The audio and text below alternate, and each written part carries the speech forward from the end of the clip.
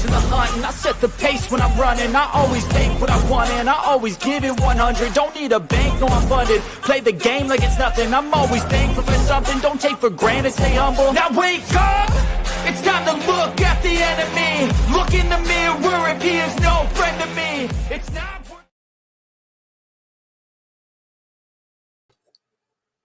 Well, hello. Hey there, everybody. How are you doing today on this kind of okay Friday for April 25th, 2025? This is chapter 13. Oh, lucky 13. Let's see what happens. I feel like my camera's doing something weird. I feel like I'm on like a different mode, like I'm more zoomed in. Maybe I'm on 720. Whatever. It is what it is. That song is kicking every time. It's wonderful. It's Friday. It's the end of the day, end of the work week for everybody. I hope if you're still there, grin and bear it. Try to do your best. If you're not, settle in for a little bit. We're going to talk about toys. We're going to talk about life. We're going to talk about peanut butter, all kinds of crazy things. If you're here to see intricate sculpting model molds of all the new stuff at Wolf King Toys, you're probably going to be disappointed because we kind of veer from that. We kind of just talk about anything we want. If you got something that you want to know, of course, just put it in the comments and I will be happy to answer anything you got. Let's see here. Do I have a guest? Of course I do. Welcome him back. The man, the myth, the legend. My friend Jeff. Hey Jeff. What's up, buddy? Hey, Len. I'm glad to be back. It was a long month. Let me tell you that. But man, April was. This is one of those okay Fridays, so let's do this. Yeah, April was a long month, right? Like it was definitely there. Look at all these people. So happy to see Jeff back. Jordan, Jeremy Goyer, Rob Zamora, Guess Away, Brian Carr. Everybody's happy to see Jeff. I'm happy to see Jeff. Here we are, Friday. I don't even know. I don't even know where to start. What did I miss? What did you miss? You missed a figure Obscura. Yeah. Yeah, well, we briefly talked about it. Yeah. Did you order it? Not yet. That was one of the issues this month was finances, so I have to put that up till next month. Sometimes you got to do adult stuff, right? Yeah. It's the good thing. So if you're a toy, and I'm going to use there he is. Curtis is doing wedding stuff apparently. Yeah, Smarch is huge problems. That's why we need to fight back about Smarch. Yep. Eric's here. Eric wants to win that Buttercrock. That's why he's here. My brother's here. Zombie's here. Oh, that's Jesse saying Zombie's here. Kyle Robson's here. Who else do we got here? Let's see. Brian Carr. What's up, buddy? Dorklair's here. Brian Lynn. I see you. Doug Tupper. Stozilla. All the familiar faces. Stosh Scream. What's up, buddy? Legends Collector 1321. Mark Rivera, you're here early, buddy. Good to see you here. I think all these people are after today's surprise. Purple Ray, Twizzler 19. Woo, got a lot of people here. Must be a good prize today. Must be. Wow. What's up? Lee is here. Oh, and that's stream. Oh, did I see Big Greg looks like. Did I see Big Greg? Yeah, Greg looks like he was here at 420. But now he's not. I gotta love that. All right. So, up here on the dude, hey, what's up, Benny? You can't worry about what you can't get. So if you're like a toy flipper, dude, if you're the guy that's buying this stuff because you want to make money on it, it's not a good time, right? But if you're a true collector with a passion, heart for the collecting, it's a great time because you want something, you don't have to get it right away, kind of wait and be like, I'm gonna get this later, right? Yep. Look what Studio did with the Figure Obscura. It's gonna be on. They're gonna put it on sale next month. Yep. It's gonna be at some of these shows, like the next couple of shows going on. It's gonna be there. If you missed it, don't worry about it. And we're in that wacky world where everyone buys like 10 of them. Not everybody, but there's guys that buy a bunch. And I swear, like I think that they just really like to hook people up. So yeah, there's no worries. I definitely saw, well, I didn't get to talk about it, but I definitely saw a lot of people hooking people up during the Dragons. So, there's that great community doing what it does best. Yeah. It's a good time to buy stuff. There's a lot of guys that are like, they're either like selling stuff to get money to buy new stuff, or they're like getting out of a certain line or whatever. And there's a lot of stuff for sale. There's a lot of stuff. Just a lot of stuff, So yeah, if you got to pass something up, it's no worries. I passed something up this week too, and it kind of hurt. I don't know if you saw that frog that Mezco put out. Yeah, the Rumble Society frog. Yeah, like that thing's right up my alley. Weird creature, super cool, but the time is just not right, because like I had just a lot of expenses in April. It's a month where I just had a lot of expenses. I'm going away soon, so I had to get stuff for it. Like, got to do what you got to do, right? And it wasn't time to spend the money on the frog. I could complain about it and say, "Oh, that frog was too expensive." It's not the frog's fault. It's not. But like everybody did that, or a lot of people I saw did that. Yeah. Well, I think with that guy, the general consensus seemed, my personal feeling was, trying to predict what the cost would be. I thought it was going to be more on the lines of Mosquatch. When they did Mosquatch, and Mosquatch was pretty cool. He came with some accessories. He came with a cool set of accessories for Gomez, and I think he was like, I don't even think it was $90. Someone correct me if I'm wrong, if Van or someone will know in the comments. It wasn't that bad. I think that's what I thought this was going to be, more of like a Gomez, or even a little lower price.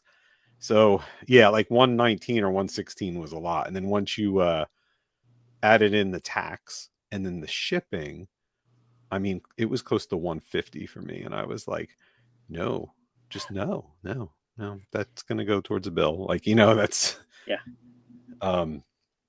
their shipping's a little much, but I know why, because they they're doing stuff singles, almost the same way Figure Obscura kind of is. But it's like, imagine Figure Obscura is like pre-packed, one per box shipping. So, like it's all ready to go, like every one of them. Some drops, they do multiples in a box, but sometimes they just send one out. So yeah, see, Jordan just saying Mosquatch was 60. So I was thinking, with inflation and whatnot, like maybe like 80 he would be. But yeah, Benny, Mezco shipping's it's a little rough. It's not, I'm someone that ships every day, and I'm not saying I'm an expert. I have a friend that's an expert. You might have heard of him. He's the Picasso of packing tape, Robert Cookie Cook. Yeah. And my friend Bear Diego too, when he's not being a bear in the woods, he also, and you kind of get a feel for what shipping should be to certain places, from certain places, and yeah, it's a little much. Like the Mezco shipping's a little much. So but anyway, the point was, I'm not blaming them. No. I got to look at it at MegaCon, and for it to be like a one-off sculpt and articulate, like it's different articulation, and you got the premium soft goods, I could see why they bumped the price as far as they did. Yeah, and let's not forget the T word, because it's a reality. Like, unless they got these like months ago and they've been sitting in the warehouse, which isn't typical for them. Yeah. Then I would say that they probably had to pay something on them. So it's not their fault. So I'm not going to blame them, but I'll probably try to trade for it down the line. There was no limit on it. That's the first thing I do, is I check to see, hey, Santos, what's up, bud? I'll check to see if there's limits. So I'll put like quantity 100 and see if it lets me add them to cart. And if it does, that usually means people are buying that are going to buy a lot of them. So, I mean, I think I'll be able to get it later, even if I have to like kind of down trade for it, meaning like I put something up that's worth more. To me, it'll be worth the same just to have them. So I'm not that worried. Yeah. It's part of the fun is, you know, not getting it now and going on the hunt and acquiring it some other way, some other day. Yeah, and then they showed pictures of the crab guy from um Doc Nocturnal, I think is the series. The crab guy who's like a bad guy. I guess a bad guy. I don't really know. Oh yeah, Starscream. I did notice that I could use the rewards and that was cool, but the $10 barely made the tax. So I was just kind of like, forget it. Like I'm just gonna wait. I think I blew all my points on Snake Eyes. When they did the one Snake Eyes, you could use your points on them, and I blew like a ton of points to where he was like $20, I think, and a lot of people did. But then, like, you know, you don't have points for something like this, so yeah, you know. But it's all good, man. Like, you know, I get it. I'm not complaining about it. Not like that freaking Super 7. I won't go there. Oh, let's just say this because he's gonna this. So, Kurt, if you were in the Purple Gang group on Facebook, and I mean, if you're here, you should be. Choo Choo Curtis is having a Choo Choo claim sale on some different goods, some vintage carded, some little of those little the ones you get out of the gumball machines, the battle beasts, you know, the little gumball heroes. Like he's got some of those. He's got carded. He's got cool carded stuff. He's got carded Marvel Secret Wars, but the vintage. Oh, how you doing it in 2 groups, Curtis? That's kind of janky. I'm gonna call shenanigans on that. No, you have to say purple gang group. I think that's what he's saying. Oh, is that what it means? Yeah, all right. The group is 2 group. It's a 2 group. Oh, Mike, you want to swap a Storm Shadow? I think I only have one Storm. You know what? But when Mike, contact me when the frog ships, and because I'm thinking about just getting rid of all my G.I. Joe Mezco, because I'm kind of like, I don't really need them. I got classifieds. I'm getting to the point where I know my limits on what I'm going to be able to display, and if I have to cut any Mezco, it's going to be like the horror and then the G.I. Joe. So yeah. Did you ever buy a toy from someone or trade and it kind of smells? Now, I'm using the word smell in a way that means just smell. It might mean good smell, it might mean bad smell, it might mean whatever, but it just has a smell to it that is not like plastic or, you know, like the normal toy smell. Luckily I haven't. Really? Yeah, for the most part, I haven't dealt with like any smoking issues, or like you said, any good smelling stuff that I've bought from people. Because usually, like, I get it, or I buy it from somebody and they ship it out. Like, they don't hold on to it, or it's not in their house very long. So I don't know. Yeah, I just, okay, so if anyone knows me, they know this is my hang up. I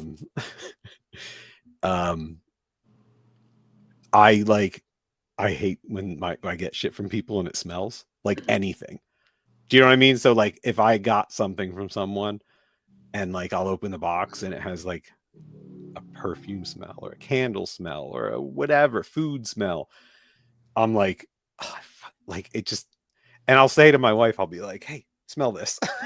She'll be like, no. And I'll be like, just do it. She's like, it smells fine. I'm like, yeah, but it smells, right? It smells. It's got some scent. And yeah, I can't stand when things smells. But like I would rather it have that like smell of new toy or whatever over whatever. And Mhm. I don't know what it is about. Yeah, cigarettes, Rob, is like a totally different world. Like that, I've only had that happen 1 or 2 times, but yes, zombie. I know you're probably suggesting dryer sheets, but I am saying if they smell like dryer sheets, I get mad too. Yeah, he doesn't want any smell coming out of Yeah, that box. like why it's like why should it smell like anything at all?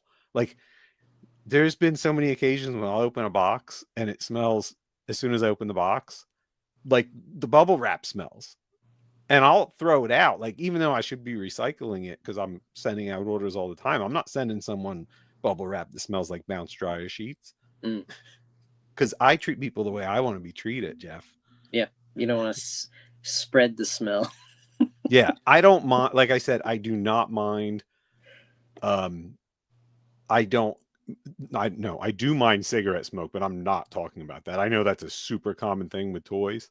Yeah. But I'm not even talking about that. I'm just saying like there's been off times when it's something about Mezco, like the cardboard boxes they're in, like must hold smell, not the soft goods. Like I'll open it up and take it out and it won't smell, but like the boxes will, like, for some reason, like, and like there's been times when I'll open them up and they're like, they smell like food. You know what I like? And I can't have that, man. Like I'll leave them in the garage, like open for like a month before they don't smell. Sorry for that tirade, Jeff. I just wanted to see if I was the only one. Yeah, no, I definitely agree with you, but luckily I haven't come across that personally. Luckily. Yeah, Jesse's saying patchouli is worse than cigarettes smells. Yeah, because Dork Layer wrote above that it was like the plastic smell mixed with the person's home, and it combined to smell like Moss Man. Yeah. Yeah, no, I've gotten the patchouli smell before, and that's okay because at least I know what it is. Yeah, but like I can't abide by the smell of like the food and the I want to open a box and it smells like pizza. No, I'd freak out, man. I'd lose it. And note to everyone here in the audience, this is none of you guys, because I know I've traded with you and I've got stuff from you. It's not you guys at all, because I would bust your balls about it. I would just totally be like, what are you sending me? This smells like rice and beans. But it's not you guys. But, it makes me wonder. I'm like, well, what are they storing the toys in their kitchen? Like, what's going on with this? Well, now I'm wondering, because I sent you something. Did I send the smell? No, absolutely not. Because I would tell you. You would tell me. I'd be like, why is this don't do that like again. popcorn? My daughter eats a lot of popcorn. The house smells. I am a popcorn connoisseur, my friend. Yeah. Yeah. I've discovered that the best popcorn you can get is Amish white. You can order it on Amazon, and it's kernelless. So, like, most of the time when you do popcorn, you'll have like the little shells and stuff like that. This has like none, and it's like pure white, and the flavor is phenomenal. It's awesome. It's like I went on this deep dive when I bought a new popcorn maker on like the best corns to use, and this is a snowflake popcorn, not the, like, I always forget the name of the other one. There's snowflake, and the other one is, it's not Comet. There's the other type of popcorn is like what you'd use in kettle corn. It's like a thicker popcorn. And so those are the two types. And this is a phenomenal popcorn. Jesse, how dare you? You don't like popcorn? I don't think you can be my Esquire anymore. Wow. Comparing popcorn to mayo. That hurts my heart. I got a great new popcorn maker. The things you find out about Jesse, like, it always just makes my day. I know. I can deal with the mayo. I get that, but you're hurting. Jesse, you're breaking my heart. Yeah, I just really like that. Mark Rivera this week on Smelling the Shelf. That's my new show.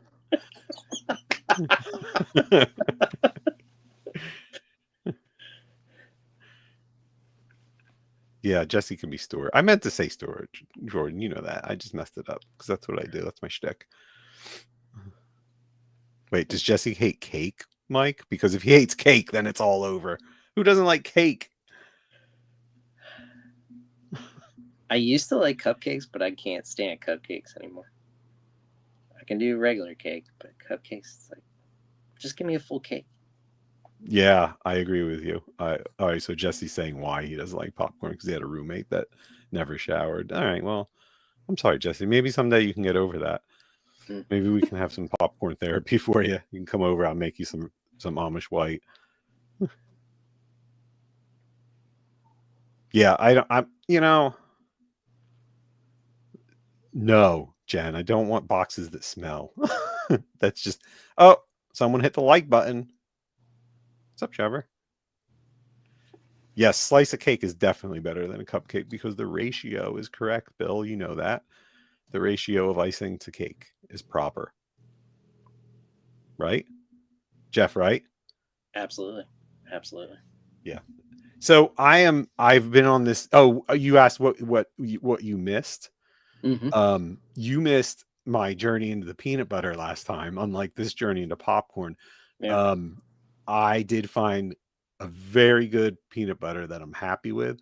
It's called like Teddy something peanut butter. Teddy. Hold on, I'll look it up because it's so important that everyone needs to know this. And it is an all natural peanut butter, but it's like no stir. And it is literally called Teddy. Teddy all natural smooth peanut butter. Let me share it because it's worth it. So why do I love this? And why should you care? I'm gonna tell you because hey, that's not the right thing. Len doesn't know what he's doing. I think I might have hit my share limit. Share limit? I have I did stuff different today.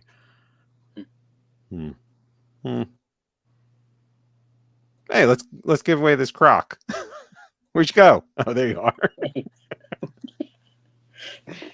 It's Teddy all natural peanut butter. And it is really good. They have it at Walmart and it's also at like health food stores, but it's very good because it doesn't have any hydrogenated oils. And it is the ingredients are simply peanuts and salt.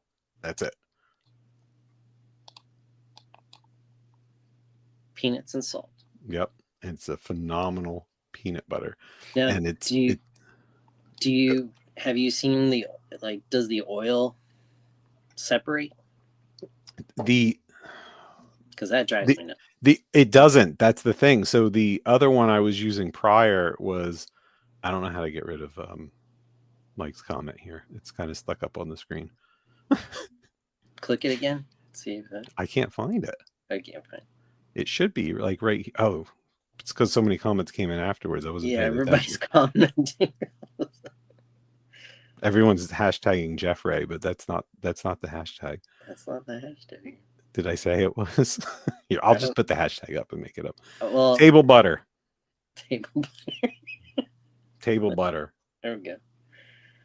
So yeah, it doesn't separate really. The Smucker's is very good, but it does separate, and you have to stir it every time.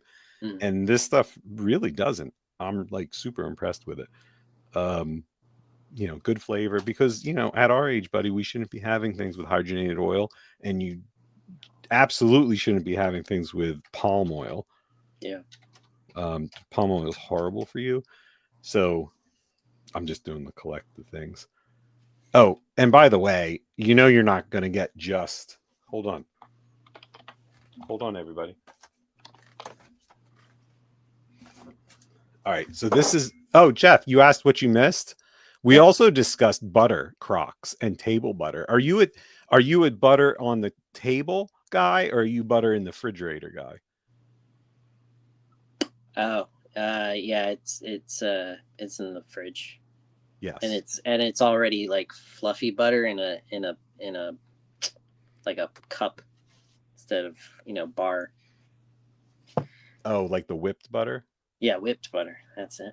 Yeah. Okay. So there's always been people going one way or the other on whether they're counter butter or, table butter, counter butter, or refrigerator butter. Mhm. I'm with you on that. I'm also a refrigerator butter person, but I get the whole thing with the table butter because you want it to be ready. Like you Yeah, want your butter to be spreadable and ready.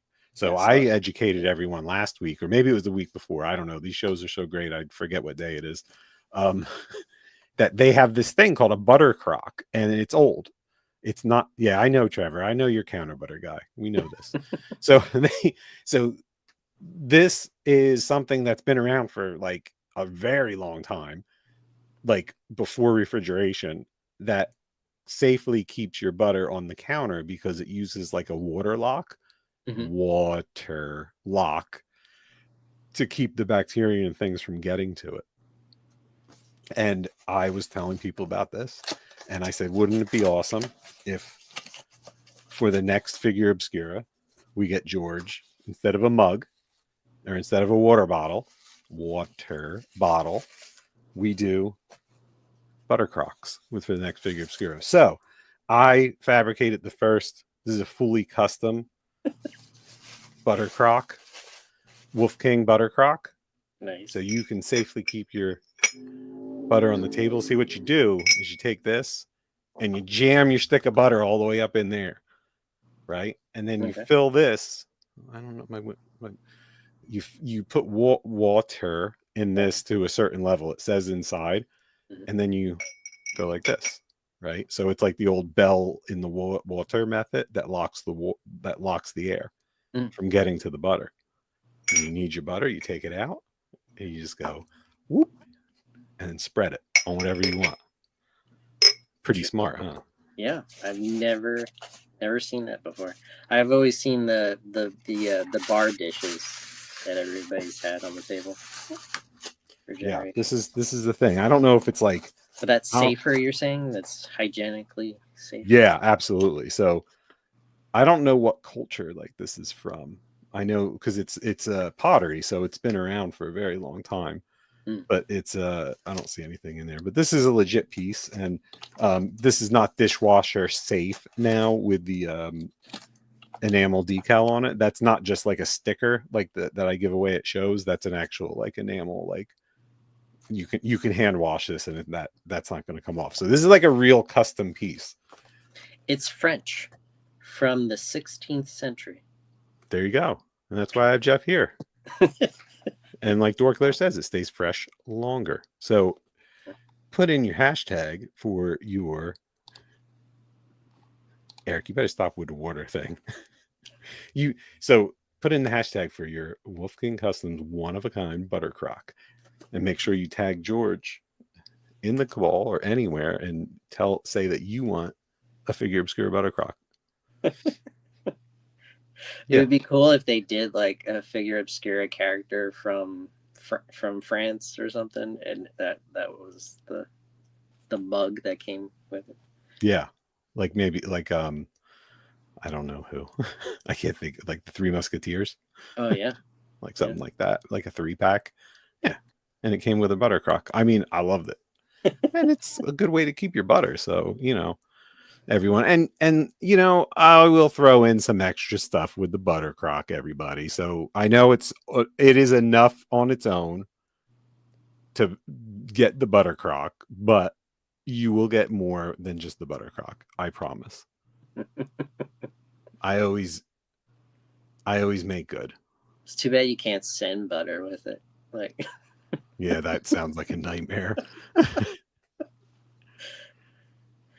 Let's see. I can't find the comment now. I lost it already. But Brian Carr said that the water thing, the way I say water, is a Philly way. And yes, Brian, I know that because I am in this weird nexus of the world of the East Coast where I am between New York and Philadelphia. And we have this weird mix of all that. And throw in it the fact that Pennsylvania Dutch heavy influence, and also like northeastern Pennsylvania area, like where the all the coal came from. mhm. That that is also like predominant accents of speech in our region, and yes, we do have that weird accents where it's this strange mix of everything. So excuse me if I say water, water. What do I say? Water, Water. water. Water. I think I've lost my accent because I haven't been in the Philadelphia area since 2007, and I've lived in the South and I've lived out west, and I think I'm a mix of all different things now. I do a lot of like Southern draw stuff, and it like takes me back. Like, where'd that come from? I can't say I ever heard that on you, but I don't pick up accents unless it's like a really heavy like Southern accent, or like even like a Canadian accent. Like it's I don't pick it all up. Like I just don't. Like some people do and some people don't. I don't really like pick them up easily. My wife does. Like she can get like anything from anywhere that's not like that's an accent. And my kids the same way. But I just kind of like I don't really notice it. Yeah. Oh, Mike, the heavy like New England accent, I pick that up. Yeah. And obviously, well, see, I don't hear New York either. Like even like the Bronx or Brooklyn, I don't hear that because I grew up with that my whole life, so I don't really like hear it. Yeah. Teddy peanut butter. Buttercrock. I can't wait for someone to win this. And yeah, maybe Swig with a butter churn would be good with this. We'll see what happens. That'd be cool. Yeah, friggin' wicked. That's not like a Gerard accent. I've ever since Curtis went on about Jeremy saying bear instead of beer. Mm-hmm. I catch what Jeremy's like a few words that Jeremy says now. I'm like, oh gosh, it's stuck in my head. Yeah. Two bear limit. No, people from New Jersey, Terrence, sound like Fran Drescher. Depends on what part of New Jersey, but because that's where that's where the nanny character, when the nanny show, she was she was like North Jersey, and then she goes into the city, and that's how she gets the job or something. Probably because that's what she sounds like. Yeah. Let's see. Mark is saying, Mark, I'll get sued for that, and you spelled the name wrong. But that's all right. I spell your name wrong all the time too. Just ask your brother. No, there is a LaGuardia Community College that's in New York. It's a pretty big school too. Yeah, Gina, my wife is the same way. She's from Long Island, and like only when she's mad or like really tired, sometimes like it breaks through, and she catches herself. She'll be like, "Oh, what did I just do?" But yeah, sometimes it goes through. I grew up in a house. My dad is from the Bronx, and like he just never changed his accent in all he's in his 80s now, and he still talks the same way, which is almost funny because that's just being stubborn, I think. Yeah, I will crank out, Gina, like if I'm around people from Philly, I will get kind of Philly in my speech. Not like Hoseel Philly, but pretty heavy, like if I'm around them more. But that's about it. It's weird because I am an hour from both. Like I'm an hour from Philly, I'm an hour from New York, about an hour 20-ish. And it's just this weird area called Phillipsburg where I kind of grew up, and it's a very like hardworking town, like, like real close to tied in with Bethlehem Steel and Allentown and that whole steel belt, the Rust Belt, the PA. And it's just weird. It's just this odd area where people like talk different. I could tell people like that are from Phillipsburg, and I live only about like 8 miles out of town, but you could tell like where they're from. So it's interesting. Definitely. So let's see what else I need to talk about this. No, the legenda. What the frig, man?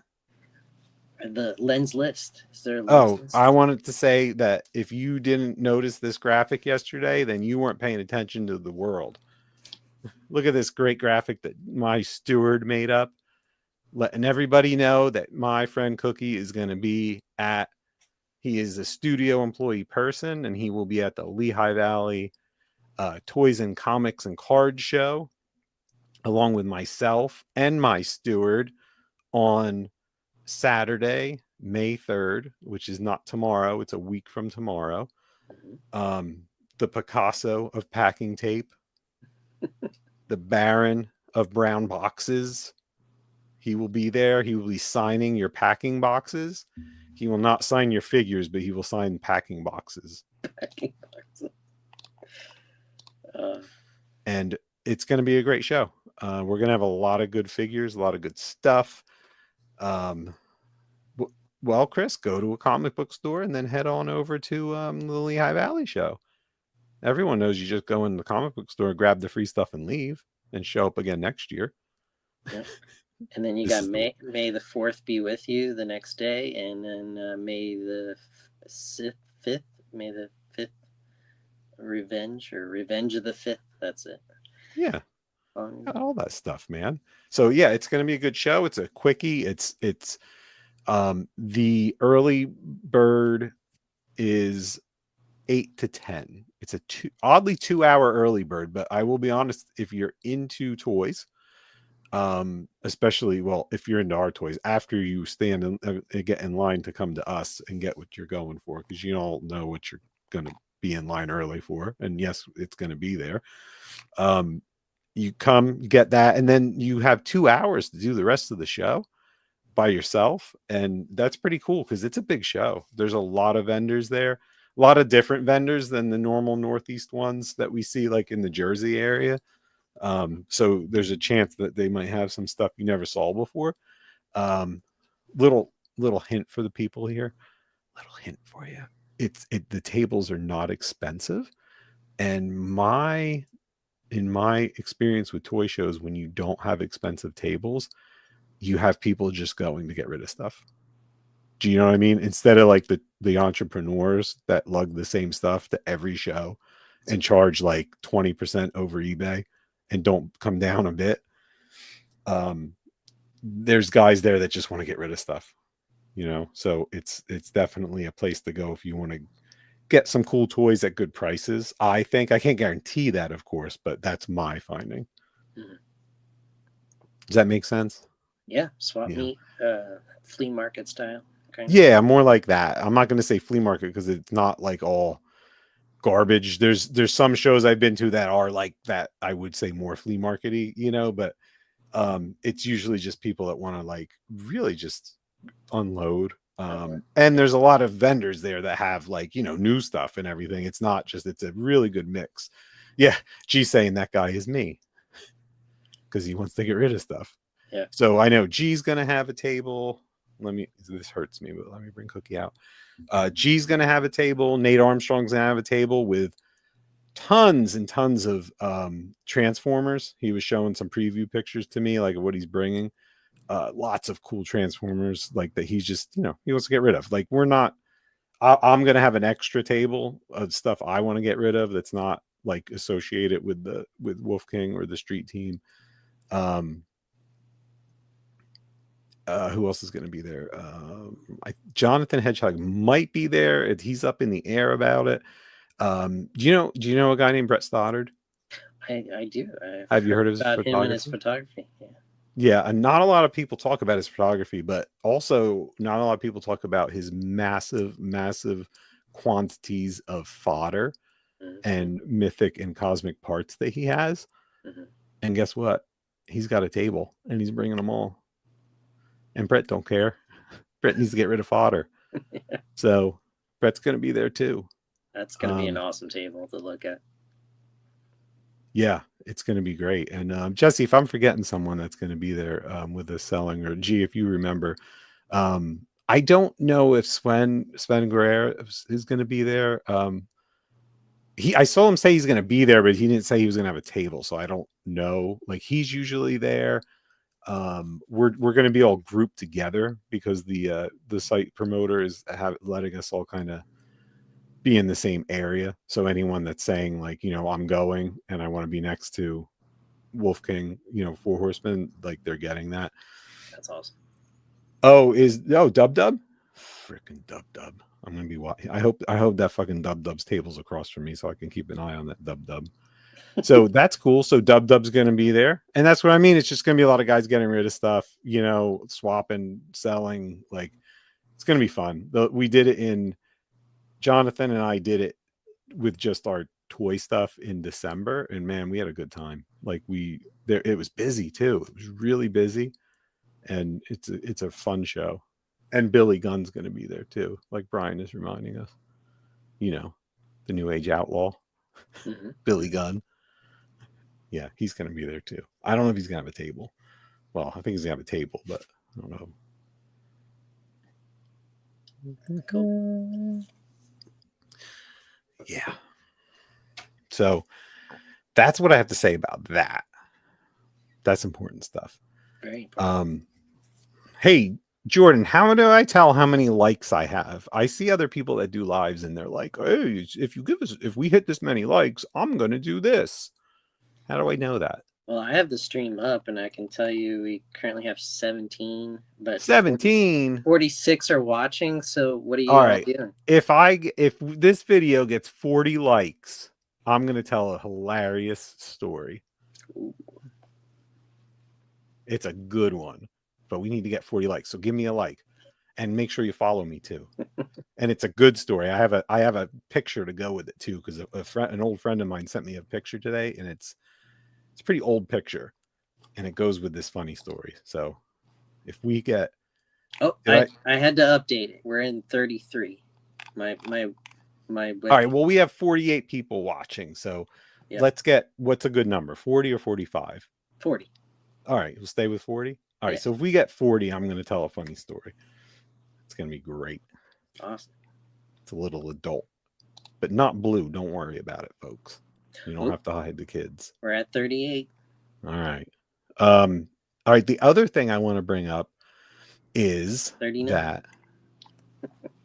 Oh, wait a minute.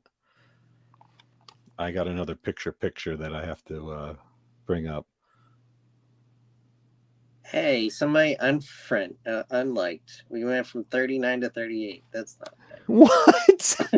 Someone's like, I don't want to hear Len's stories. Take your likes away. They're going to keep it like at 38, 39 range. That's not right. Hey, we hit 40. Thank you all. We get a did we? Lens story eventually. Well, you got to wait for the story because I got to talk about something else first. I got business to do. Hold on, I got a graphic to go with it, but I need to bring that graphic up, my friends. All right, I will add it. I'm doing the graphics via I'm doing the graphics like different today. I don't know if that really matters or not. Hey, we got a guest, everyone. Look who's here. Wait, Hey. hold on.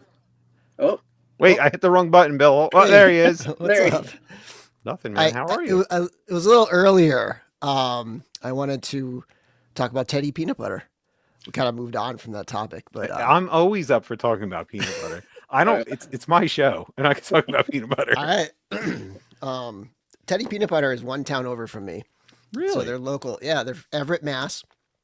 And it's the only peanut butter I like. I can't, like, sometimes we get like some other kinds and I can't even eat it. Like I have to have Teddy. It's the best.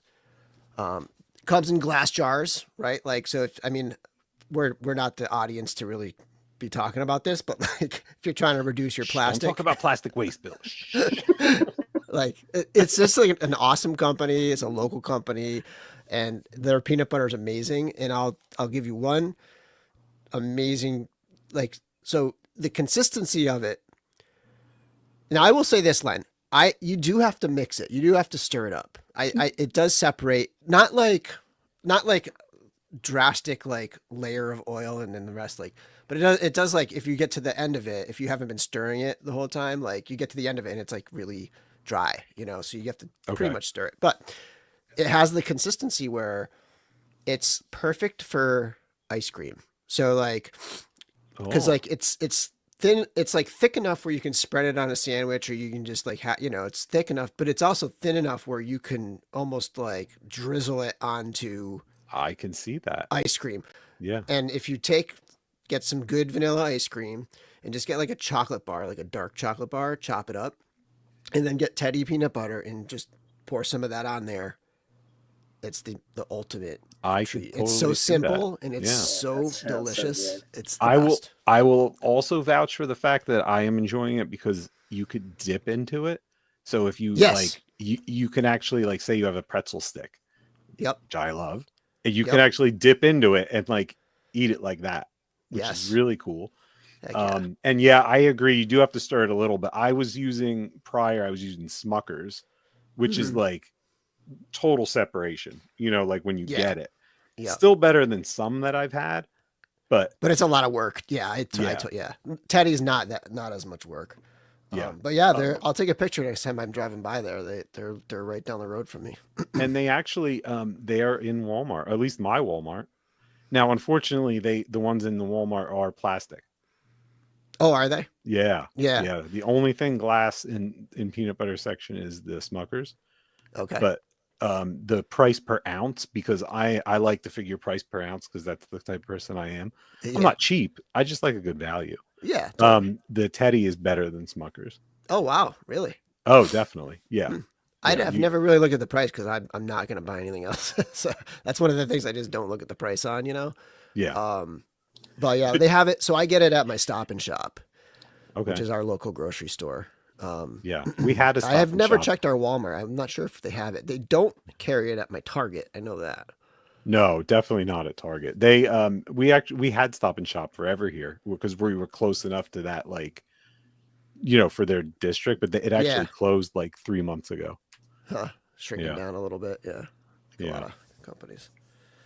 Yeah. But yeah, Teddy's the best. Teddy is very good, and that's a good ice cream hack. I am an old school vanilla ice cream with real peanut butter in it guy.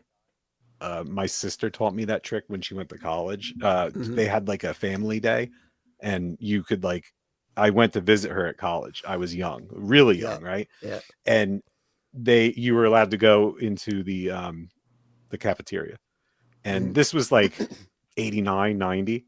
Mhm. So, it was real cafeteria style, not like the fancy ones at colleges now that are like Yeah. little food courts. And they had ice cream in like the giant tubs. And that's what all the kids would do at our school. They would mix their own, like go get peanut butter from the station where you can make your own peanut butter and jelly sandwiches and mix it in.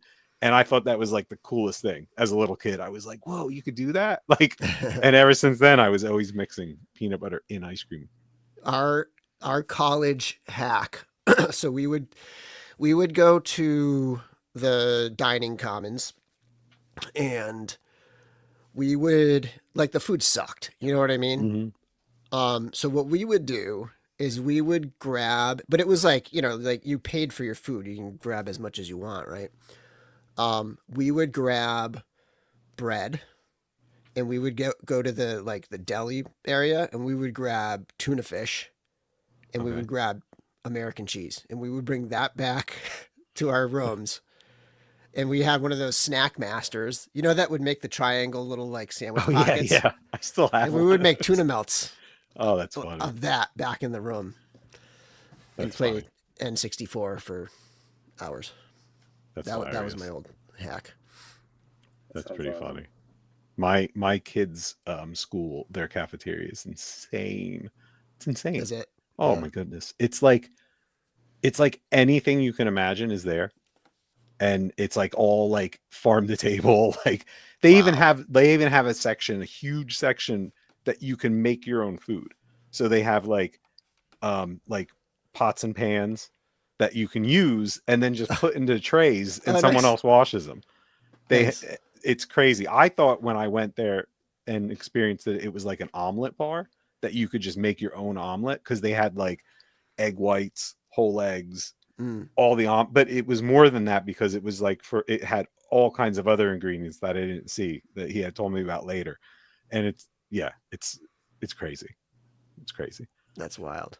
Yeah. The coolest, this is so random, but the coolest buffet thing I ever saw was a turning paella thing. And it was like Oh. it was like small cast iron paellas. And you know how like paella, if you get it off the cast iron, it's got like that crisp edge Crispy. to it. Yeah. So it would turn around and it would like heat them all up. And it was like instant homemade like paella, but they were always coming around the thing because they were turning. And it was like the best paella I've ever had at a freaking all you can eat place. It was amazing. Oh, It was at a wow. casino, so it was kind of like a high end all you can eat, but it was Yeah. really cool. That is cool. Never saw anything like that. That is cool. I remember the first time I ever saw a chocolate fountain. I was at Disney. It's random, right? I mean, if you watch the show, people, you know it's random. So Disney, when Yep. Epcot first started building the hotels, the Swan, and what's the other one? It was like a sister hotel to the Swan. Anyway, we stayed in the Swan, and it was like the first month it was open. And they had a buffet for one night, and it had a chocolate fountain. And this was a long time ago. Like this was this was probably like 89 or 88. And it was mind blowing. I was like, what is that? You can stick things in chocolate. And they had to like pull me away from it. What's your favorite thing to dip into the chocolate? Oddly, it was cantaloupe. And it's funny that you ask, and I remember because I mean, I was young. I was like maybe in 8th grade, but I remember that. And I remember they had like all kinds of fruit. And I remember cantaloupe was, I like the pineapple. The pineapple with that is yeah. really good. I'm a strawberry guy in chocolate. Classic. That's a classic. Classic. Dolphin, that's it, Gina. Yeah, Gina said the Swan and the Dolphin. They were still building the Dolphin. Like you could watch it from our hotel. You could see it being made. And I want to say that's when they first put in MGM too, because I think that was the first summer of the Indiana Jones and I think they had the Star Wars then because I did it. Because that was like the premiere Star Tours? thing. Yeah. I think it was like the first summer of Star Tours. Mm. And we're going to Disney for our first time. I've never been, but we're going this summer. Oh, cool. I have to go in the summer because as a teacher, the other option is to go at the busiest time. Oh So- yeah, you don't. So wanna do that. it'll be a hot summer, but at least it won't be the busiest time of year. Stop by and say hi to Jeff. Yeah, I would, but we're going for like 3 days, so it's gonna be all a little right. that's a tight, quick you know? trip. It's a quick trip. It's 4 nights, but it's like three park days. Yeah.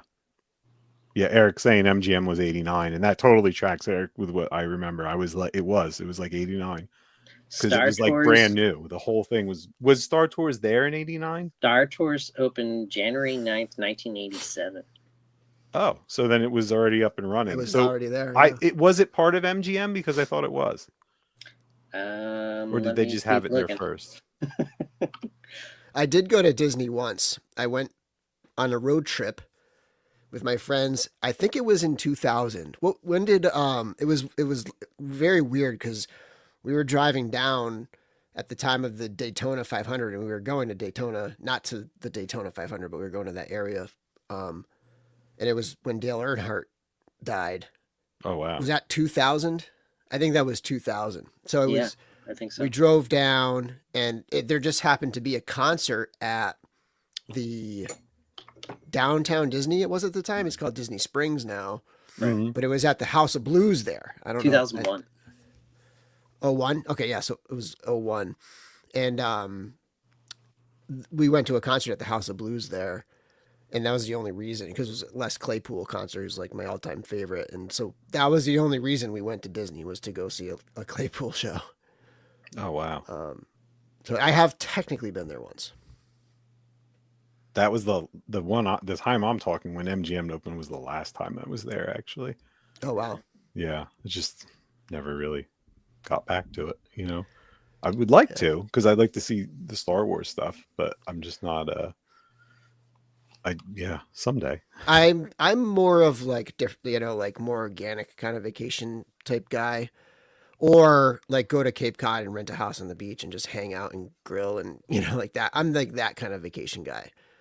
Yeah, that's where But we're having at a too. 10-year-old who it's getting to that point where it's like, all right, we gotta do this soon, or we're not, she's never gonna go kind of thing. Yeah. So, and she's always wanted to.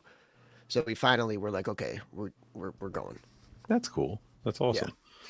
That kind of leads into that gives me a segment to this. So I just need to announce this is a little business, Bill. I hope you don't mind if I talk business for a second. Yeah, no, No, not that business. Why am I having such trouble today? I see you laughing, Jeff. What? Oh. I don't know what you're talking When I hit the add to stage, it's not picking up the right thing. Oh, wait. Okay. I got to remove it. Sorry, everybody. So Wolf King website I'm not shipping from May 1st to the 13th.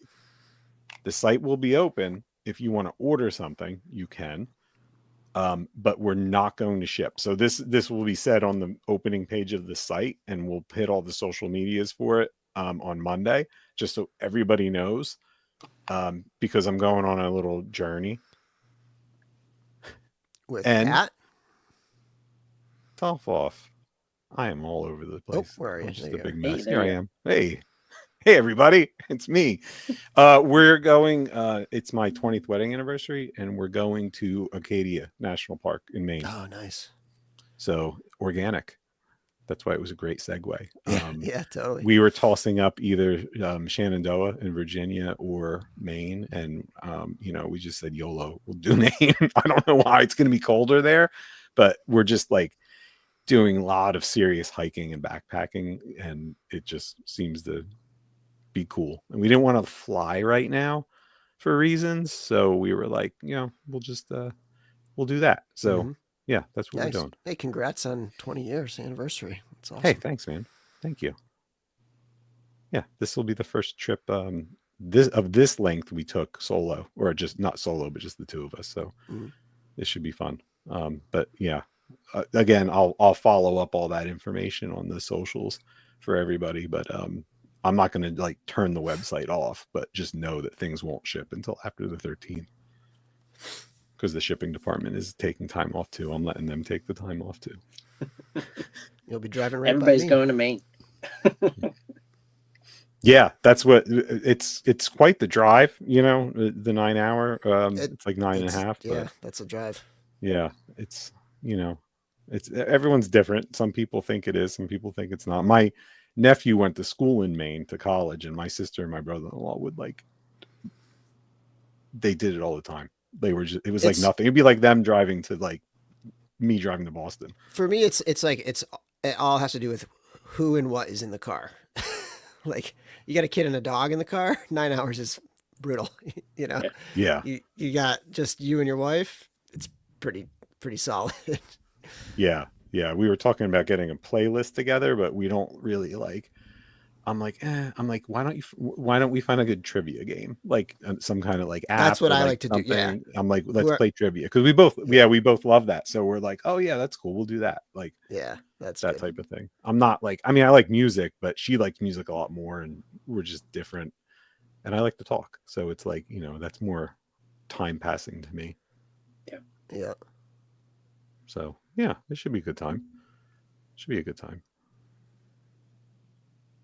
So what else is going on with you, Bill? Anything? What you got going on this weekend? You got shows? Shows? Nope. I am going to go to Shop the Curiosity in 2 weeks. Right. Yeah. Tell us a little about I- that. Tell the people about that a little bit. So Shop the Curiosity, Four Horsemen will be there. D13 will be there. Last year, Valiverse was there. I'm assuming they're going to be there again, but I'm not 100% sure. And last year, that was the show where the Egyptian gods, it was like Right. that weekend. It's a great show. It's a small show, but it's got a very high concentration of like the kind of booths where you just want to dig through and look for like vintage toys. You know, it's just like cool. just a very high concentration of like high quality, just old stuff.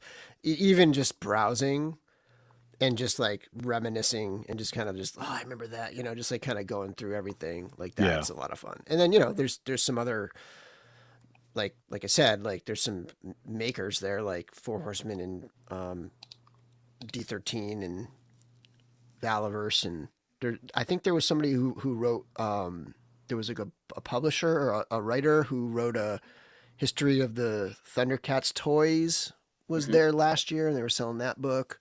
Oh, neat. And then there's usually like a food truck and stuff. So yeah, it's good. It's small. It's at a PAL. You know, it's in Danbury, Connecticut, which is, you know, very very western Connecticut.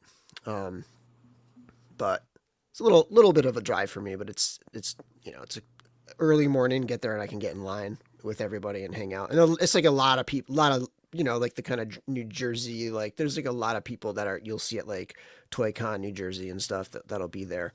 Yeah. So it's a good crew, a lot of good fun hanging out and just a good solid small show. Yeah, cool. I've always heard great things about it. I've always wanted to go. I know this year Brett was like, I'll pick you up. And I was like, oh, okay. And then I'm like, oh no, that's my anniversary. I can't do that. Like, nope. Yeah. And that's probably why I haven't gone, because it's really like in the, you know, like in that rough time for me. But yeah, it's definitely on my top list of shows I just want to go to as a attendee, you know. Yeah, it's fun. Yeah, that's really cool. That's like what, if you heard me earlier saying about this show in Easton that we're doing next week, it's cool because it's the tables aren't expensive. So it means that just like anyone can be like, I just want to sell some toys. Yep. And if you only have to sell like maybe like 1 or 2 toys to cover the table, then you're more bound to do it, to try it.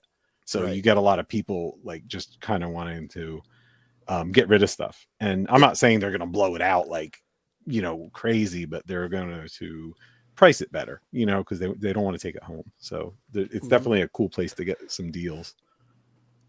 Yeah. The other thing I got going on is I just reviewed one of the D13 toys. So this will be the first one, you know, like besides the special like drops that he was doing with this from the Kickstarter wave, this will be the first review out there. And that'll be dropping a little later today, probably like after the show. Awesome. And I know Chris is going to be, so one thing about the biblical stuff is that Chris got hammered with tariffs. So his last shipment, he had to pay $25,000 more than he expected to. And so for one, he had to charge a little bit more for shipping. So he ended up charging $1 more per figure for shipping, but that only covered like a third of it, he said. And this is all in his most recent Kickstarter post. So he's still on the hook for like $16,000 like of these extra charges. So, and he'll be at ToyCon New Jersey he'll be doing that kind of thing where he's going to be selling his own collection just to get rid of stuff and just to like, you know, clear out funds. Yeah. You know, and you know, like I'm sure he's looking to raise funds. So I would encourage anybody who's going to ToyCon to stop by his table and see if there's anything interesting. Cause, you know, he definitely could use the money. And then he's going to be at Shop the Curiosity with his D13 table. So I think he's going to have D13 product there because I think he'll be a little bit further along with all the shipping and stuff. Right. He's like, you know, he's like neck deep in shipping right now. But yeah, so go there too. And again, try to support him because this is, you know, these are the small independent creators that are getting screwed over by these tariffs and in danger of going out of business if this stuff, you know, keeps going. So yeah, it really sucks. Support the small creators for sure. Yeah, I know, Chris. I know what he was in a place where he couldn't stop it. You know, like it was when the ship's on the water. You can't be the water. You can't be like, turn it around. I don't want it. But like maybe if the stuff's like done, you can say, you can ask the China where to warehouse it for a little bit. That's but he couldn't do it. Like it's just yeah, that's actually that's what people are going to be doing. I was listening to Jesse DeStasio, Toy Pizza, Knights of the Slice, his podcast, and he was saying that's a thing that's going to be happening. Is like factories are going to be working with the creators, and they're going to be like just warehousing the stuff until it blows over. Because I mean, imagine if it was a little bit later for Chris. He was hit with 20%, and it was $25,000. yeah. What if it hit today and it was 145%, not 20%, right? Like, yeah, that's I when hate to you say he just, was like, lucky to get $25,000 fee, but like, yeah, that's when you just disappear and you just like show up in Mexico under another name. Bill, let me ask you a question. Do you think that's what happened with Mezco with the frog guy? Do you think they got hit with the 25 and they had to like price I him don't a know. little more? Here's the thing about that. Like, so even if the frog, what's his name? Stewart? No, what's his name? Woodford. Even if yeah. Woodford came prior to the tariffs, right? Now they have other stuff coming in that people pre-ordered that's going to get hit with tariffs, right? Like, Mhm. let's say Beetlejuice shows up this month, right? And that's hit with tariffs. People already pre-ordered that at a certain price. Then they're going to have to potentially make people pay more, right? Where probably through the shipping fee. Rather than that, it would be smarter to increase the price of something that you have not solicited yet, something that's dropping now that you can get money on, and rate, like if it was going to be 80, raise it. If they rate, how much was it? Was it 120, It was 112? 120. Yeah, 116, oddly. So let's say it was going to be 100, and then they bumped it up to 116. Like, do that.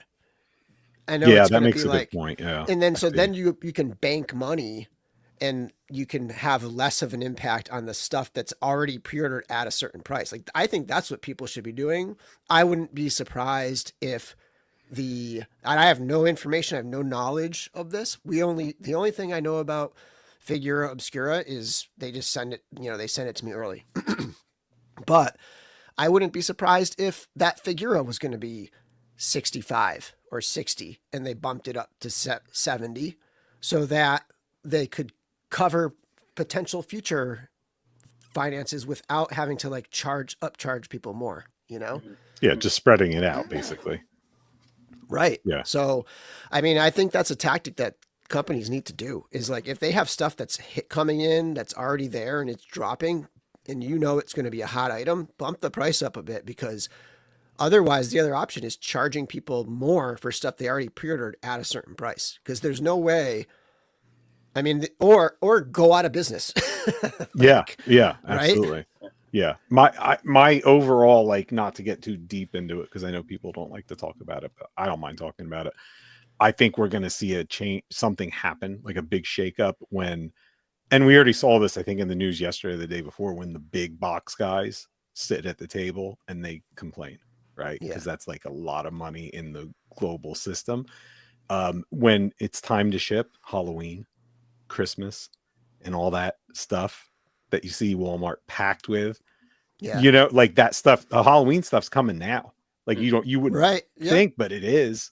Mm-hmm. And if they don't want to have Halloween, if you're going to cancel Halloween, it's going to be now. So I think that they're going to hit that time limit where you're going to see this like escalate. I hope. I'm being optimistic with it, but I think that there's going to be a point where these big box stores that have massive amounts of money that support different political systems are going to like take action to be like, you are going to affect us during the holiday season at this point, right? Because like 4th of July decorations, that kind of thing, it's not that big, but like when you start getting into that like machine of the holidays, it's not called Black Friday for no reason, right? Like it's going to be a mess. And Eric Miller's mentioning the Barbarian. Hell, bump the price of that to $60. Like, honestly, like, I know people will complain and cry, but like, if it's a matter of like your bottom line in your business being harmed and having individuals have to spend $10 more, like, I would say just bump it up to 60 at the Yeah. tables. I think you're right I think the our world would pay more for the Barbarian at a show. The problem's going to be when like pre-order stuff, like, because it's very hard to ask people for more, like if they already put money down on it. And I get it, like Yes, my exactly. my heart goes out to that, Which is but why the they need to do reality, that with the current stuff. yeah, it's definitely it's just a bad situation, not to mention everything else, that's manufactured in China too. Get your Christmas shopping done now. Yeah, buy vintage stuff for Christmas, buy old stuff, go to garage sales this summer, do some thrifting, get some old Christmas decoration. Wasn't that the thing? Wasn't that the thing during COVID? Was people weren't we couldn't buy new stuff that was coming in because nothing was coming in, so we had to buy vintage or stuff that was already And then around. it created a crazy collector boom of like, I mean, like vintage Magic, the Gathering, Yeah. and Magic really wasn't hit because that all stayed pretty strong. But like vintage Magic went through the roof during COVID. It was crazy. Yeah. I wish I had sold all my stuff. Honestly, Didn't would have made card so much money. collecting explode during COVID in general too? Oh Isn't yeah, it? Like I think it was because a lot of toy collecting did too, because Yep. what stayed open? The big box stores. So Yeah. people were bored at home and they're like, I'm gonna go to Target because I have to get essentials, and they're buying like toys. yeah. Like, because I think it gave you a way to get out of the house. And yes, we should not have been doing that. No one should have been doing that. You should only been going out for essentials. But I think that had a lot to do with it. I saw guys tearing through boxes in Target of cards, like during COVID, because it's like they couldn't go to shows or whatever, Just saying. It was a wild world, and we're in a wild world again. Yeah, and zombies like kind of onto something here where it's like stuff that's made here becomes more, I don't know, more appealing or more accessible, or you know what I mean? Like, because it's not something that's, maybe the tools used and the supplies used in making that, I guess, would, be affected, but like the production of this thing isn't really affected by tariffs and like by the importing and stuff. So that's kind of interesting. You know what's made in the USA? Wolf King Toys and Customs, Right, 3D printed exactly. parts. Yep. So if you want to take your old action figure and make a whole new one out of it, well, you can do that. I'm hoping it doesn't get to that, because I like toys. But where does the resin supply come from? Well, unfortunately, Jeff, it comes from China also. Damn it! Like Yeah. that should be USA. I believe that there is one there's probably more than one, but I know for a fact there is one USA manufacturer of it, that I used to use a while back. Yeah. But the problem is that it's not that good. Mm. It's just not that good. The stuff I use now is like all of it is from overseas, and it's better. And Yeah. You got to do what you got to do to make the best product you can. And unfortunately, the USA stuff is just not as good. Yeah, but it's definitely interesting. And I hope everything gets back to semi-normal, not to mention the fact that, like, I think, did we see someone saying today, or I read so much random things. Someone was saying to like have the stuff made in different factories. And like the main problem, it might have been in Discord, they were talking about it. And from what I understand, like, the factories in China, like, are the only ones that can make the toys that we At expect this to level. get. Yeah. Yeah. Like there's some And like Hasbro. you can move, but like it's going to take a decade to get Yes. a factory in some other country up to snuff. It's going to take many years to get to that point. And it's like, that's, this 4-year term or whatever, like it's well out of that range, like that kind of like planning. And people have been trying it for years, and some companies have had some, but it's a huge endeavor to do that. Like, imagine if Four Horsemen were gonna like, okay, we're gonna move all of our factories to another country, Vietnam or something. Now, first of all, they have to train everybody at the factory to do that level of work. Second of all, they either have to transport all that tooling or start from scratch with all that tooling. Yeah. Right. Like, which is why, like, maybe if a company, spent some time in investment to like get something up and running for a new product that they're going to start making, not something that they've already been making, but then like kind of start shifting over that way, like a part of the production. But it would not, it just makes no sense. And then to bring it to the US is absurd. No. The regulations alone are in place for such a reason. Totally different cost of living too. Yep. I was talking to someone and they had said that Vietnam is like the closest to really being able to do the production that we're used to on our toys. Apparently Hasbro, some of their stuff is from Vietnam, but it's like that, like the kid stuff, like the $10 Avenger figures, like that type of stuff. They can't do like Black Series there and things like that. But yeah, I mean, it's totally like, you could say, oh, it's cheap labor, blah, blah, but it's a cost of living difference too, which people don't take into account. That it's not necessary. Yes, it is a cheaper labor rate in those countries, but it's also a lower cost of living, so they can get by with that cheaper rate a little better. I'm not saying it's perfect, but it's not as easy as some people in this world think it could be. Yeah. So sorry, everybody, to talk about that, but that's the reality we're in. But it affects us. I mean, it affects the toy making. It affects you, like you just said. Like, there's supplies you need from China. Like getting impacted by this stuff. So I think it's worth talking about. Yeah, all the printers come from China. Right now, I'm not seeing an increase because I think they have a certain amount that they always warehouse in the U.S. Right. Of the things, but at some point that's going to change, especially something like a printer that ships in a large box. You can only fit so many per container. That expense they get whacked with becomes exponentially higher when there's less pieces per container to make a huge difference. So it's definitely, it's going to affect everyone, I think. Unless you're painting. If you're a painter, well, no, it's going to affect you. There's paint made in the U.S., right? Or is most paint made in the U.S. or? I think like Vallejo, Citadel's UK, right? Because that's like Warhammer. Oh, right. Yeah. Vallejo's Italy, maybe, or Spain. Monument Hobbies, the Pro Acryl, is made in the USA. Because I've been talking to them. I'm actually going to start carrying them on the website like as soon as they get their like starter sets in. And I talked to them and they actually make it in the US. Nice. So they manufacture in New York, right? Arizona. Oh, Arizona. Was it Golden then in New York? Golden is New Jersey. No, you're right. New York. Golden's New York. But you know what I bet they'd get? I bet they get their containers, the jars, the pots. I bet those are from China.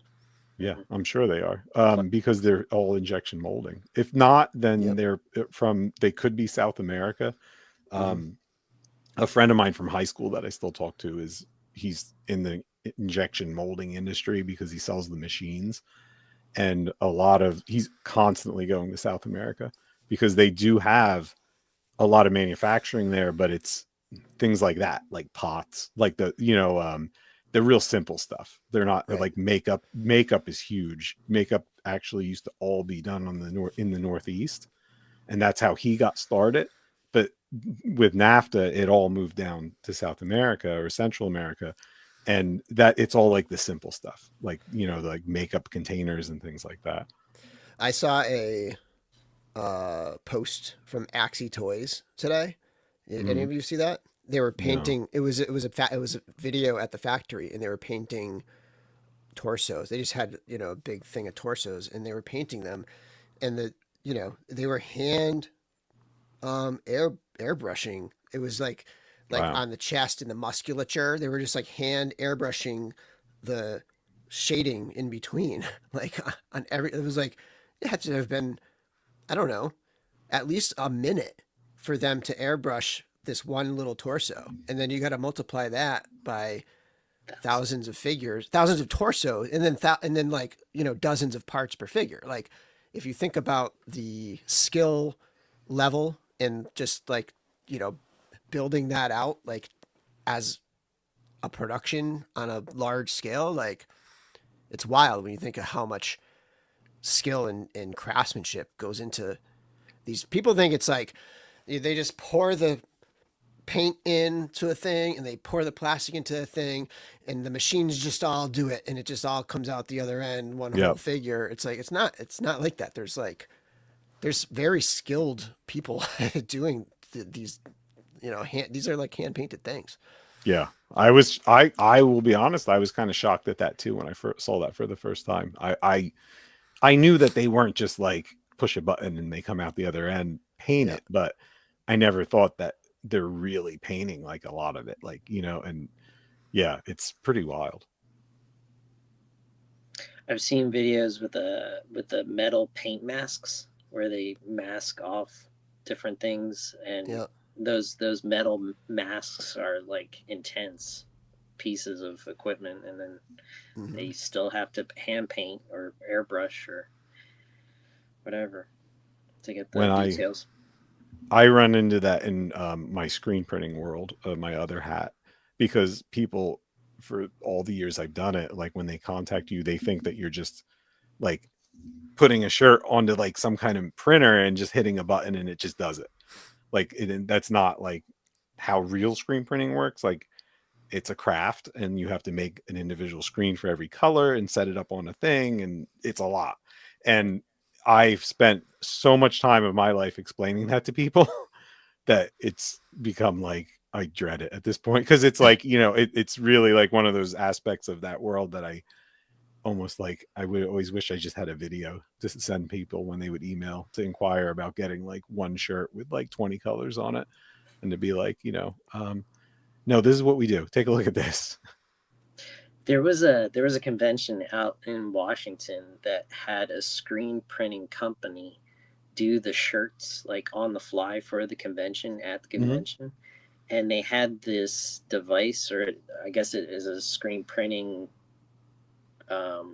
tool that had each screen in like I don't know, it was like 6 by 6 or 3 by 3.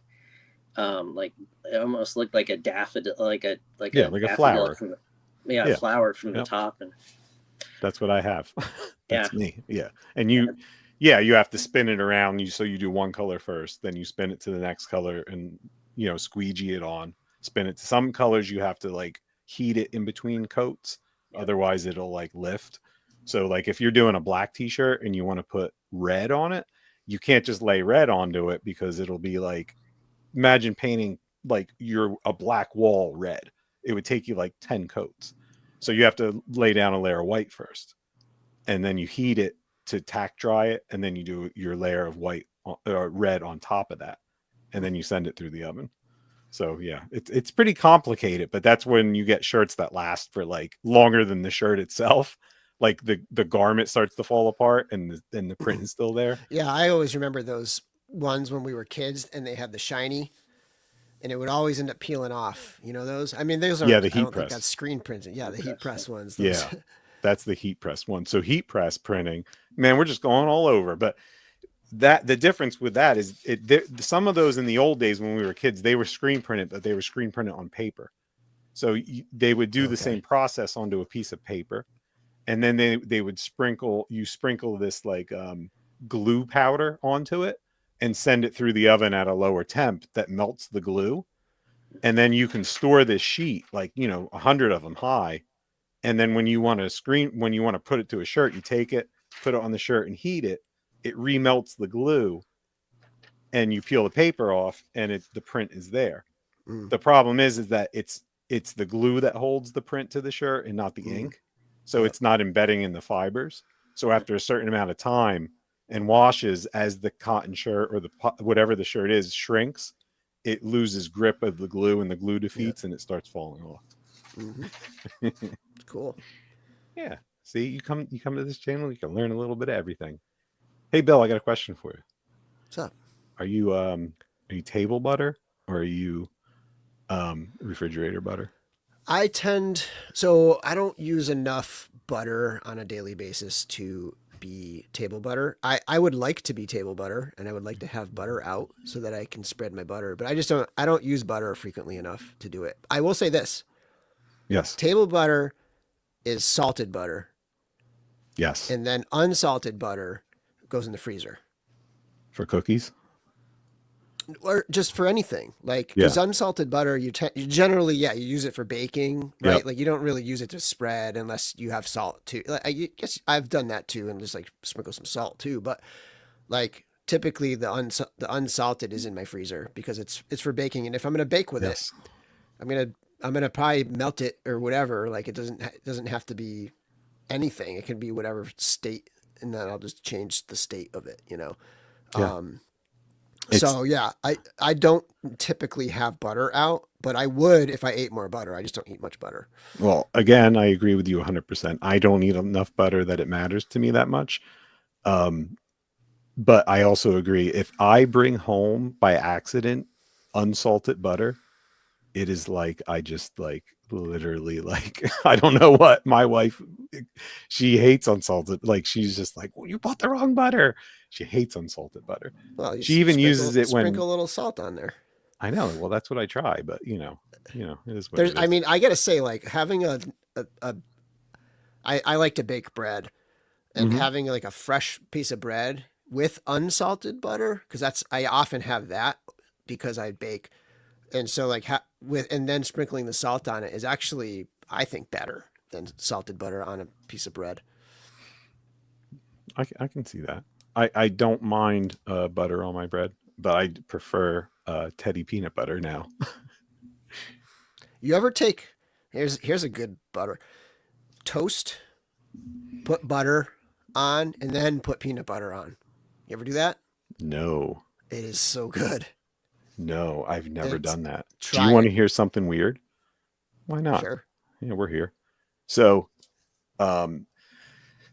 this is like a weird Pennsylvania thing, like a Philly thing that people do. They put butter on every sandwich. And it's not That's like everyone an in English Philly. thing. Isn't that like an English I thing don't too? know where it comes from exactly, but like my aunt, this is going back. So like she was, my mom had a very large family. So when I say my aunt, it was like more like my grandmother.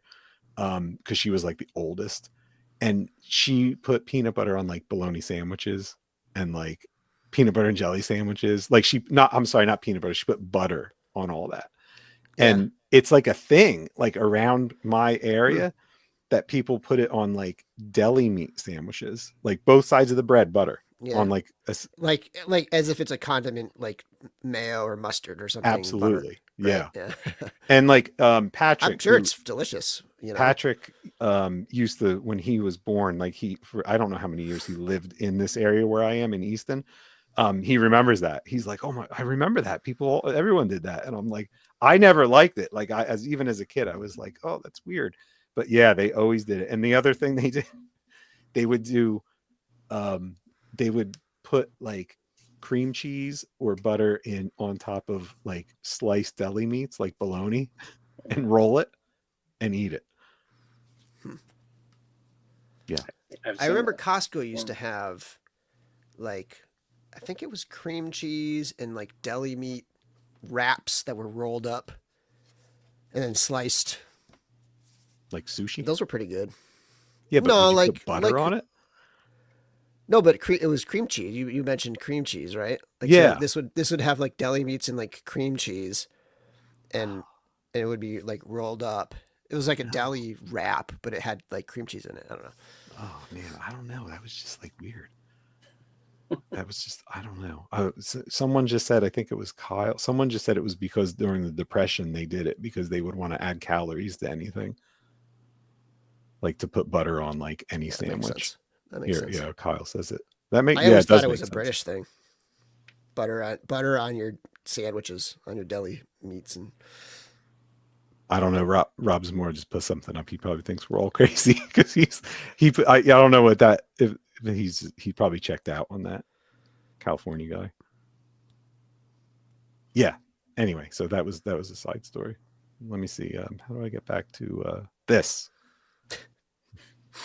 Let's just give this away. Someone's getting this butter bell thing that I Jeff's made. gonna win. I saw you enter, Jeff. Who is it? Benny. Torres. I just shipped something to Benny. That's funny. Hey Benny, come to Easton next week and I'll hand it to you, so I don't have to Right. ship it. I still didn't ship Jonathan his dragon yet. His when he won the dragon, it's sitting over there because I'm like, I'm going to see you and hand it to you. Hey, congratulations, Benny! You just won this awesome butter crock, and I hope that you enjoy it. It's French. He's like, oh, that's what I won? Yeah.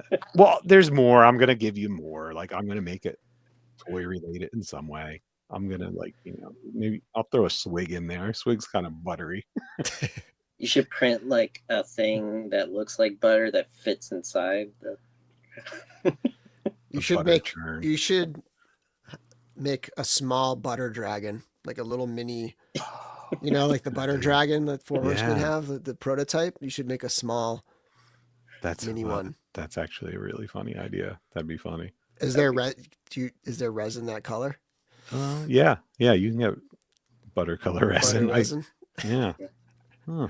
That's not a bad idea. Maybe You Legion should make a Town. stick of butter. You should just make that exact size and make a stick of butter out of, like, 3D print a stick of butter. Yeah. And then stick it in a thing. Stick it on Curtis's counter, and then he'll go and eat it, and he'll hit plastic resin. Damn it! And we'll have got me. Darla film it so we can all see it. Exactly. I opened up this guy today. The Mezco Golden Age Batman. Nice. Yeah. I always just kind of show off Is something that I open. It's that the from one the that came with two-pack? Two-Face. Yeah. Yeah. I only wanted him though. I didn't really want Two-Face, so Yeah. I got him. And those were separate boxes, right? It was like a 2-box, yeah. right? Absolutely. Yeah, that's cool that they did it that way. Yeah. I'm pretty impressed with him. He's pretty cool. For some reason, my initial reaction looking at him, the head looks a little big. But it's not. He's got a kind of a broad chest to him though. Like it's almost like a sunken in type of like chest. But I guess maybe they were going for that more comic feel. you know? Yeah. It's I like it's him. a certain style. I like a good Batman. The Dick Tracy one that was a 2-pack and that was a single box, wasn't it? Or did they do a double box? I don't know. I didn't get that. Because I'm looking for just the Dick Tracy. I got in a trade. I got the prune face, but I actually hooked up Jose Torres with it because he was really looking for it, and I was like, you know what? I'm not going to get Dick Tracy, so here, Yeah. like you need it, like you want it.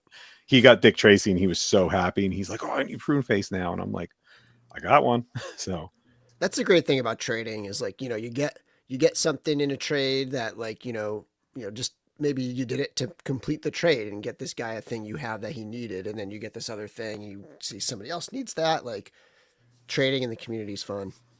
yeah, I always love it. I like it a lot. I will vouch for people if they're new. Like I'll tell them, I'm like, look, just send it like a day or two earlier than me, and then if it works, I'll vouch for you.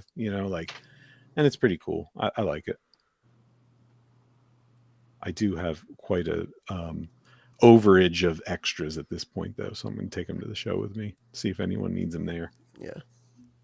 But I'm also contemplating getting rid of all my classifieds, which you just hear people say all the time. I did that. Yeah, but did you get stuck with stuff though, or? Nope. I sold it as one lot, one auction. I put it all. I did this with a bunch of my collections. I took really good pictures. Took one picture with everything, and then I took like like 3 at a time shots or whatever, and I just had really good photos and of all the accessories, and I said, here it is. I didn't say they're complete. I just said I think they're all complete, but like you just look at the pictures to see if if anything's missing kind of thing. Put it up there. Did a 7-day auction and sold it. And I didn't Oh care. wow. I obviously didn't like make my money back or anything like that, but they're used figures, so I don't Right. really Yeah. expect Yeah. to. So like, and it was just a clean rip the band-aid off kind of thing. I did it with my NECA Turtles. I did it with my Storm Collectibles. Um, Golden Axe. Okay. I did it with all of my Masterverse. It was just like a week in a row. It was like week after week after week after week, and I was just like offloading all this stuff, and it That was felt leading really up to the good. dragon, right? Yeah, that was my dragon. That was my toy diet, Toy Nice. diet. and Yeah. it worked out well. Obviously, I didn't like make my money back or anything, but yeah, it was Yeah. good. I did at 2 years ago at this Lehigh show at the Easton show. I did kind of similar where I just had a ton of wanted to get rid of all my Origins and Masterverse, and Mhm. I put it all out in bins for like $5 each. I was just like $5, just take it. Like some of it I had even less. And a guy came in the morning before the show started. And usually I'm a little picky. Like I don't like to do that. Like I like the people, like the attendees to get first shot, but Right. I just wanted to get rid of it. And the guy bought all of it because he had a store. He's like, oh, this is inventory for me. He's like, I'm taking all this. And I mean, he walked away with like 8, like, I think it was probably 6 like Legion size shipping boxes filled with all this stuff. And I'm like, okay, great. Good. Thank you. Yeah. The one thing I kept was my Transformers. That's like I'm at the point where I really only want vintage collection, Star Wars, my Star Wars collection, my Legions, my Glyos, and the Transformers. Like that's pretty much all I really want right now to keep. Yeah. Like everything else, it's like totally on the table for selling and getting rid of. Just because it's just it's space, but it's also time. Like I don't have the time for all this, you know? Yeah. So it's like it's just you gotta cut back in some ways, you know? Yeah. Yeah. I'm getting like slowly. It's one of those like, you know how you have your like tiering systems of projects you need to do, like from housework to arranging your collection to this. So like mine is a mid to low tier, but I'm starting to set up the space where the collections will be. And as I do that, I'm like, ooh, I am not going to have room for all this stuff that I have. Like I'm just not. And if you're not going to display it, I mean, yes, you can fool yourself, I think, and say like, well, I'll make it so I change it every 6 months or every 3 months. I'm going to change it. But yeah, then I'm like, am I really going to do that? Yeah. To do stuff. So, yeah. Yeah. But I'm also like, especially when it comes to Legions, I'm totally cool with having like my part of my collection not on display and just kind of like knowing that I have it and that I can pull something out for a pop and swap and I can, just like this library. It's almost like a library of toys or something like that that I can access. It's just like finding ways to organize it well, Yeah. Yeah, that doesn't bother. And the same with the Mezco for me. Like I'm kind of like, well, they're in nice boxes. They're all organized. Like it's not going to bother me if I have to switch them as much. But all that other like ancillary, like weird stuff that I've been buying or was buying because I stopped a lot of it. Like I got to get rid of it all. Yeah, William, I believe everyone needs Odious, and I agree. The other thing, and it reminded me of that, is sometimes I personally have a hard time just keeping up on like what's coming out. So like he just said something about Odious. And I'm like, oh yeah, I love Odious. Is there something campaigning with it? Like, is there a new one? Is there this? He said and I just have a hard time. Like, yeah, he's got to hold off because of the tariffs. He doesn't know. Like, it's just too. There's another thing. Like, there's going to be a lot of people that are creators just pausing for now and just kind of like waiting things out. Yeah, because he wanted to start the next Kickstarter for the military looking one, and I think there's 2 other versions. There's like a Sasquatch type one. Yeah. Yeah, he's going to have to wait now, he said. That's why I need friends like you guys. because as long as I have friends like you guys to remind me, then I know because that stresses me out unto itself. Like, I feel like if I miss something, like I get stressed out that, what do you mean? There's a Kickstarter for Odious? I didn't know. And I get like all stressed, like, because I can't keep up with the news. I know. And there's just so many Kickstarters and so many different things dropping. I want to just show this thing is freaking amazing. So this is the Megatronus, the Fallen Transformers. It's leader class. It's pretty big. It's like $55, but this thing is incredible. Like, it's so super smooth and like, it's got a fairly complex transformation, but it's like, it is so nice. This figure is kick ass. And anybody who's like, kind of like, I really only collect like cartoon G1 stuff. And Larry talked me into this, and absolutely zero regrets. This thing is freaking awesome. That's one of the 13 primes, right? This is one of the 13 primes. Yep. I was going to collect all 13. And then I'm like, do I really need all 13? No. I mean, one of them is the huge Star Optimus Prime, like the $150 Titan class. Comes out in September. Yeah. You guys might as well be talking Latin right now. No, I get a little of it. Like, so I went to Nate's house not that long ago. Well, a couple times, and he has a lot of Transformers on display, and it's fun. I like looking at them. I have enough knowledge to know like roughly what's what, and he's got some cool ones that are like, I guess they're like third party, and they're really heavy. Like, and I was like, these are the cool ones because they're like, I don't know, they're like made of like metal, more metals. And stuff, they'll have more of the die cast. Yeah, freaking cool. He told me that they're, obviously the price tag goes with them, but they were really cool. And he's got like these big ones too, like the real big combiners and all that stuff. Where I don't go that big. Yeah, I'm just retail. Insane. I have a shelf up there. You guys can't see it, but yeah, I pretty much like G1 stuff. But I had to. I mean, this one, like, yeah, it's pretty awesome. And apparently, he is sort of like G1 continuity in some of the comics, but it's not really G1 to me. Cookie has I think Cookie's a big Transformer guy. I gotta go get some dinner, I think. So all right, man. I got I was gonna go anyway. So let's just wrap it up. All right, if we're wrapping it up, I will say one thing. Yeah. As soon as this ends, I'm gonna publish my review. Now, D13 stuff doesn't get the kind of action that the Legions does on my channel. So everybody who's watching this, when you jump off, go to my channel and watch my D13 Jesus review. And give it a like. And just watch it. Just watch the whole thing. That's the best thing you can do for a video is to watch the whole thing. All right. Oh, and I have to do one more quick plug. Tomorrow night, people, I'm going to be on PGG. Don't watch it, though. Just don't. I'm not even going to share the link. Don't watch it. But I will be there. Don't watch the whole thing. You can. No, just don't watch any of it. Or maybe. But don't. I have a hard time. I got to admit, I have a hard time watching. It's just so like, it's almost stressful watching their show sometimes. It's like, oh, I love it.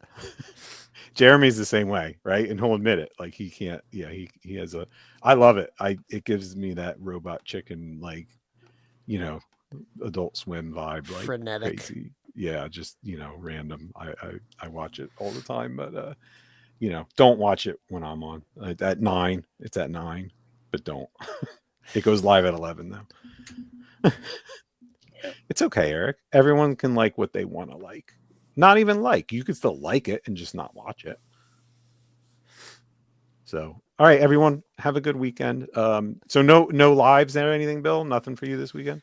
No, I think we're gonna do a Legions Lounge Monday, and then cool. Okay. Dawn Claire Thursday. But yeah, that's kind of next week. Okay. All right. Well, everyone have a good time at ToyCon tomorrow. Post all kinds of pictures and let us know what's there. Definitely have a good week and stay tuned to all my socials for more news about what's going on with Wolf King Toys and Customs. And don't tune in tomorrow night to PGG. All right. Bye-bye. Join us on Off-World.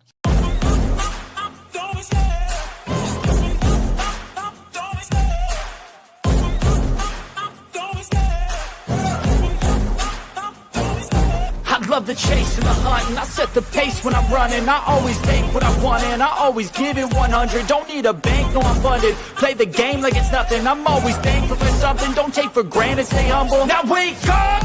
It's time to look at the enemy. Look in the mirror if he is no friend to me. It's not